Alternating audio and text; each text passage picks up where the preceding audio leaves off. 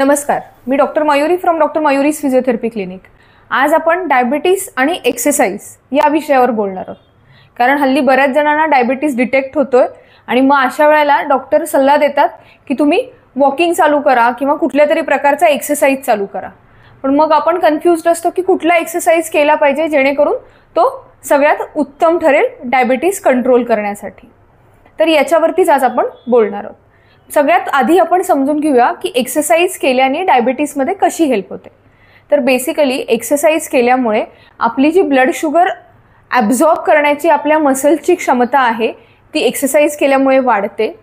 त्याचप्रमाणे insulin sensitivity जी असते ती देखील वाढते। म्हणजेच काय होतं की डायबिटीजमध्ये इन्सुलिनला रेजिस्टन्स येतो, म्हणजेच आपल्या शरीरातलं इन्सुलिन जे आहे ते काम करत नाही शुगर ॲब्झॉर्ब करायला आणि म्हणूनच आपली ब्लड शुगर हाय येत राहते। त्यामुळे एक्सरसाइज केल्याने त्याला देखील आपल्याला मदत होते। त्याचप्रमाणे सगळ्यात महत्त्वाचा तिसरा फायदा एक्सरसाइजेसचा म्हणजे डायबिटिक पेशंट जास्त प्रोन असतो हार्ट डिसीजेसना किंवा इतर डिसीजेसना देखील। तर एक्सरसाइज केल्यामुळे आपली ती देखील रिस्क कमी होते। आपण एक्सरसाइजबद्दल तर बोलूच, पण त्याआधी देखील आपण आपल्या डेली रुटीनमध्ये देखील काही बदल केले पाहिजेत। जसं की आपले जे इनॅक्टिव्हिटीचे पिरियड्स असतात, ड्युरेशन्स असतात, ते आपण कमी केले पाहिजेत। म्हणजे ह्याच्यासाठी आपण काय करू शकतो, तर यासाठी आपण सगळ्यात आधी म्हणजे खूप वेळ बसून राहू नका। पूर्ण तासभर बसून काम केलंय असं करू नका। मध्ये मध्ये उठा, चाला। समजा तुम्ही टीव्ही बघत बसला असाल तर जागेवरती उभं राहून चाला, हातापायाच्या ॲक्टिव्हिटी करा। चेअरवरती खूप वेळ बसून असाल तर हातांच्या पायांच्या स्ट्रेचेस करा। त्याचप्रमाणे पायऱ्यांनी चढून जाणं प्रेफर करा लिफ्ट वापरण्यापेक्षा। किंवा तुम्हाला समजा एखादी मीटिंग अटेंड करायची आहे, फोनवरचा कॉल अटेंड करायचा आहे, तर तो देखील तुम्ही चालत चालत उभं राहून अटेंड करू शकता। त्यामुळे तुमचे जे इनॅक्टिव्हिटीचे ड्युरेशन्स आहेत ते आधी कट डाऊन करा। आता आपण बोलूया की नेमका कुठल्या प्रकारचा एक्सरसाइज आपण डायबिटीजमध्ये प्रेफर केला पाहिजे।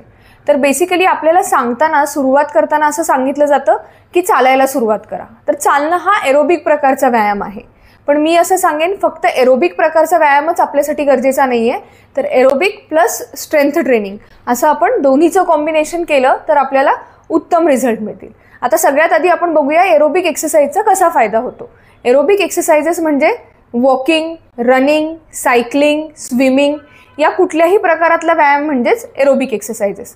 होतं काय, जेव्हा आपण एक्सरसाइजेस करतो त्यावेळेला आपली ब्लड शुगर जी आहे ती मसल्समध्ये ॲब्झॉर्ब केली जाते आणि याद्वारेच आपली ब्लडमधली शुगर जी आहे ती रेग्युलेट होते। त्याचप्रमाणे एरोबिक एक्सरसाइजचा आणखीन एक फायदा होतो, तो म्हणजे आपल्याला आपल्या हार्टला त्याच्यामुळे जास्त बळकटी मिळते। त्याचप्रमाणे आपलं सर्क्युलेशन वाढतं। त्यामुळे डायबिटीजसोबत जे असोसिएटेड रिस्क असतात, जसं की बऱ्याच जणांना बीपीचा त्रास सुरू होतो, काही जणांना हार्टचे इश्यूज सुरू होतात, कोलेस्ट्रॉल वाढायला लागतं, तर या सगळ्या रिस्क फॅक्टर्स देखील कमी व्हायला लागतात। त्यामुळे ॲटलिस्ट आठवड्यातनं 3 वेळा आपण एरोबिक फॉर्म ऑफ एक्सरसाइज हा निश्चित केला पाहिजे। दुसऱ्या प्रकारचा एक्सरसाइजचा फॉर्म जो आपण डायबिटीजमध्ये निश्चित केला पाहिजे तो म्हणजे स्ट्रेंथ ट्रेनिंग।